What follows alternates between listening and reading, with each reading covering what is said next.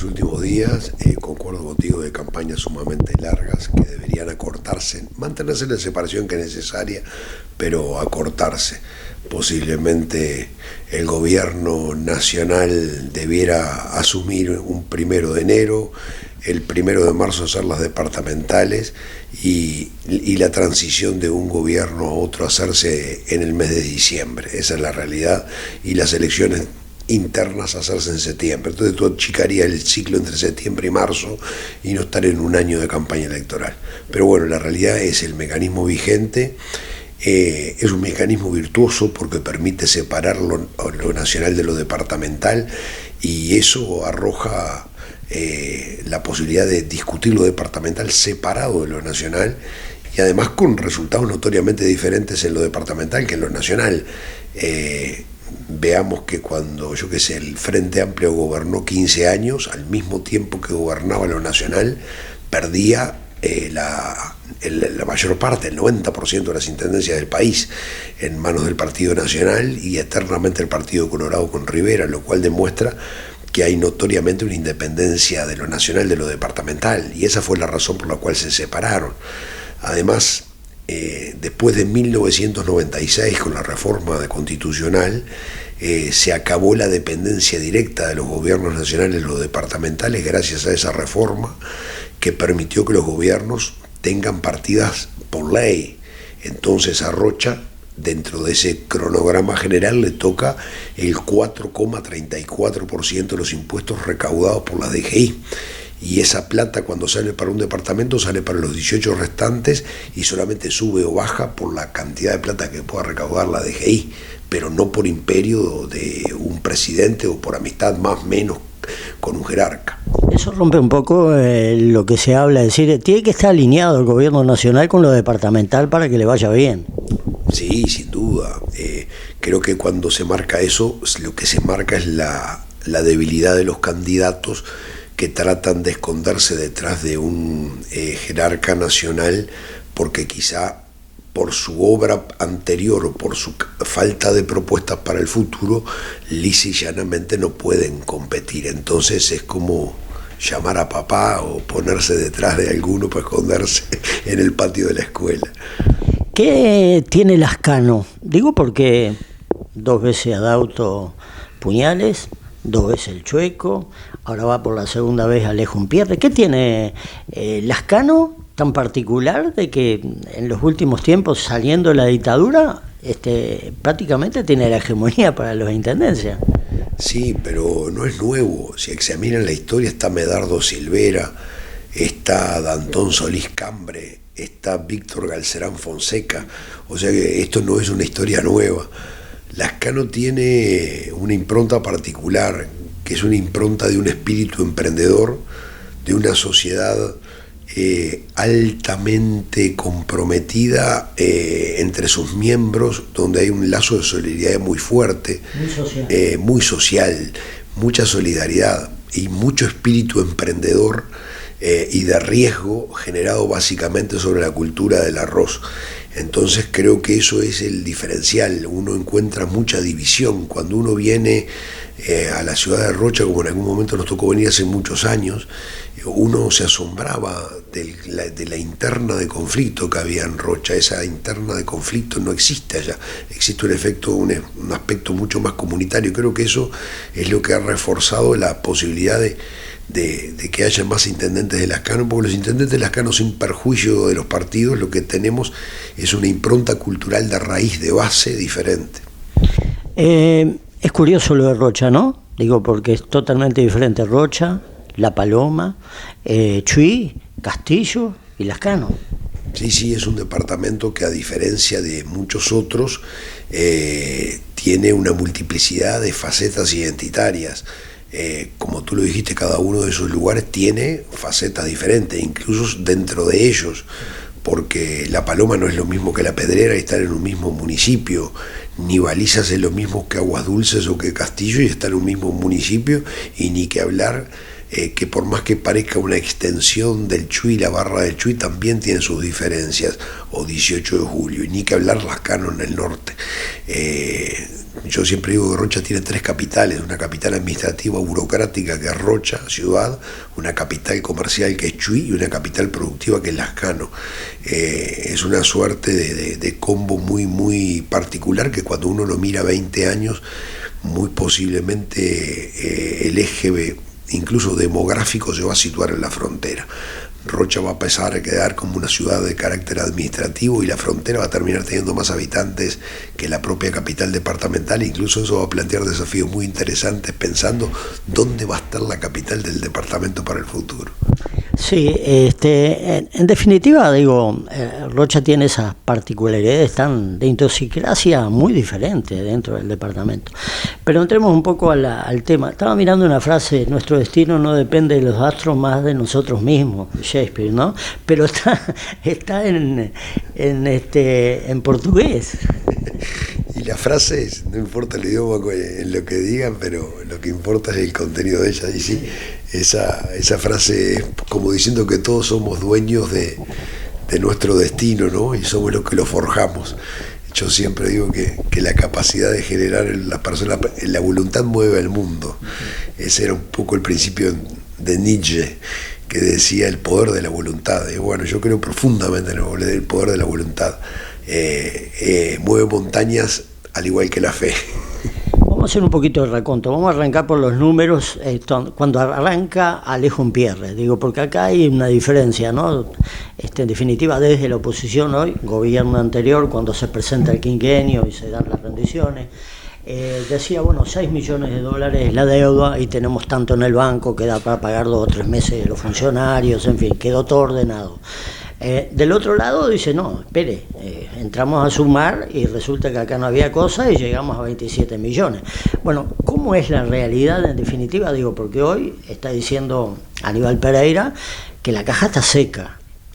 Sin embargo, él promueve un montón de acciones en base a que la economía supuestamente no está bien, pero piensa hacer obras y piensa hacer calles y piensa hacer veredas. Bueno, ¿cómo se entiende esto? Bueno, lo que pasa es que esto se entiende si le explicamos a la gente que cuando llegamos al gobierno departamental, la Intendencia de Rocha no tenía ninguna rendición de cuentas aprobada, no tenía números auditados ni auditables por el Tribunal de Cuentas. Y no era de un año, era de 17 años que no había números válidos del tribunal. En la transición nos entregaron una serie de documentos y nos dijeron, muchachos, son 6 millones de dólares. Y fue lo que nosotros salimos a decir en los meses siguientes, antes de tener nuestros números propios y antes de ver aparecer otras deudas. Dijimos que habían 6 porque creímos que había sido una comunicación sincera más allá de estos temas con el Tribunal de Cuentas. Resulta que terminamos debiendo 27 millones de dólares.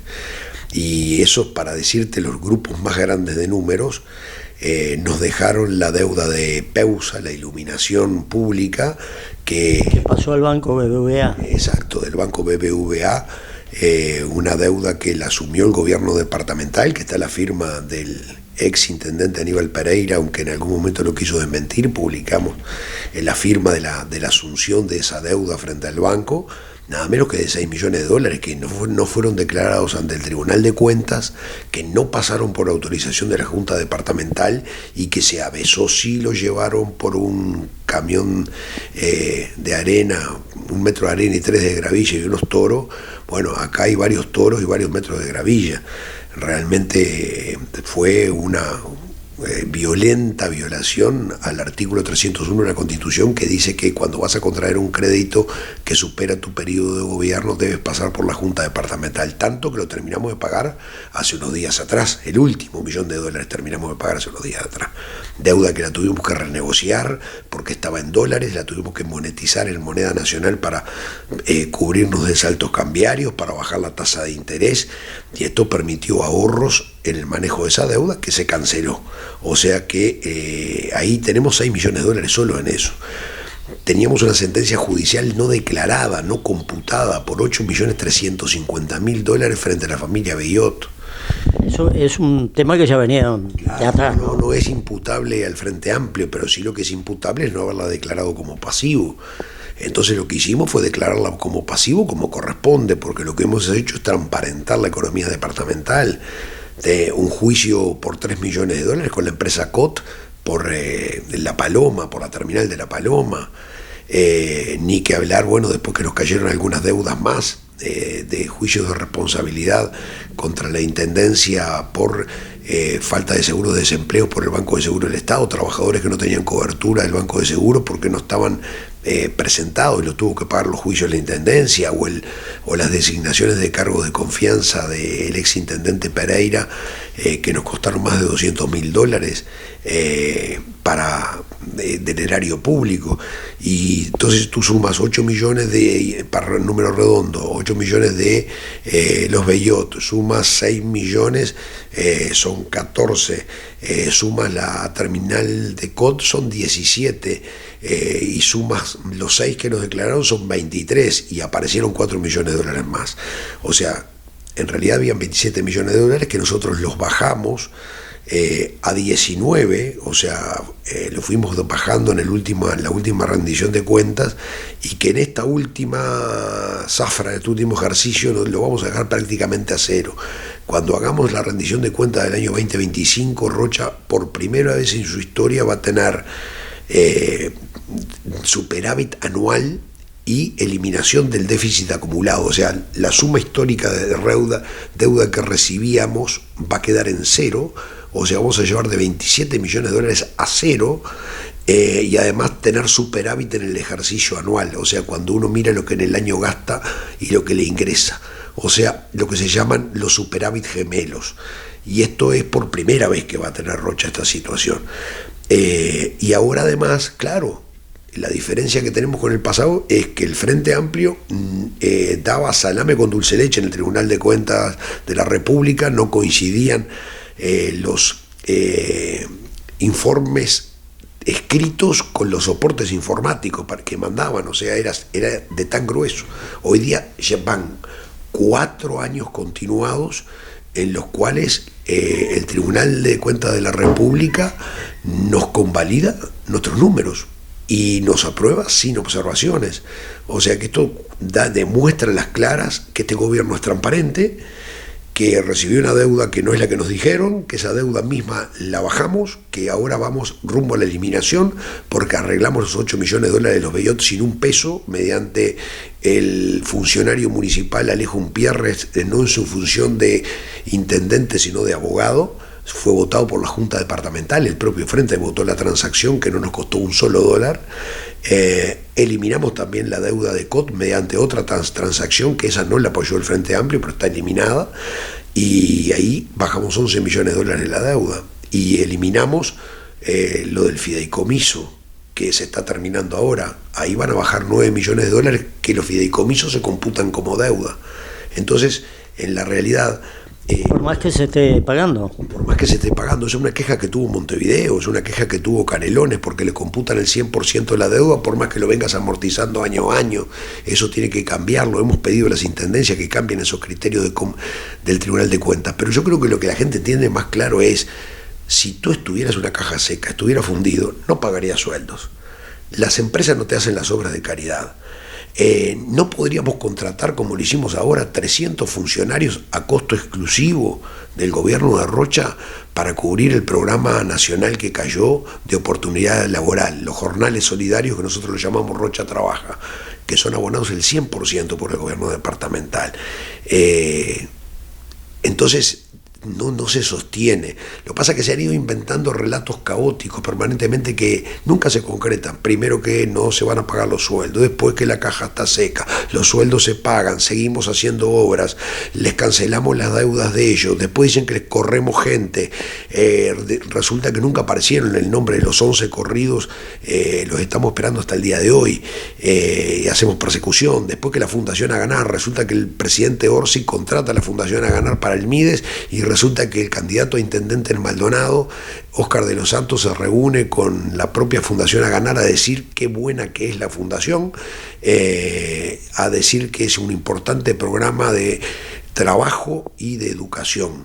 Entonces, no se quiso unir mucho a la figura del secretario de la Intendencia. Sí, y mintiendo una vez más, porque se la puso de vicepresidente de una organización donde en realidad la hermana del secretario general lo que hace es ser un asistente social que integra los equipos técnicos. Nunca fue ni vicepresidente ni nada. Entonces, se ha recurrido a la mentira sistemática. Hay que recordar que se nos hizo una denuncia penal por este tema, que obviamente... la propia JUTEP validó la contratación, porque además fue una contratación por licitación pública, fue una contratación donde no hubo falta de transparencia y fue validada por el propio Tribunal de Cuentas. Alguna de las cosas que dentro de las propuestas que yo sentí es reformular la caminería rural porque dice que está en mal estado. Sí, la caminería rural es la misma que nunca se acordaron antes. En la caminería rural ellos trabajaban sobre 750 kilómetros a 700 por año, fue lo que nos dijeron nosotros en el momento de la transición. La caminería rural nosotros la llevamos a 1.415 kilómetros en el 2023 y 1.430 kilómetros en el 2024. Nunca se hizo tanta caminería rural como en este periodo. Es más, por primera vez en la historia se invirtió en la caminería rural igual monto en el 2023 y mayor monto en el 2024 a lo que se recauda por contribución inmobiliaria. Y ese no es un detalle menor. Por contribución inmobiliaria se recaudan unos 6 millones de dólares y la obra en caminería rural fue superior en los 2 últimos años a eso. O sea, el sector agropecuario recibe más dinero del que aporta.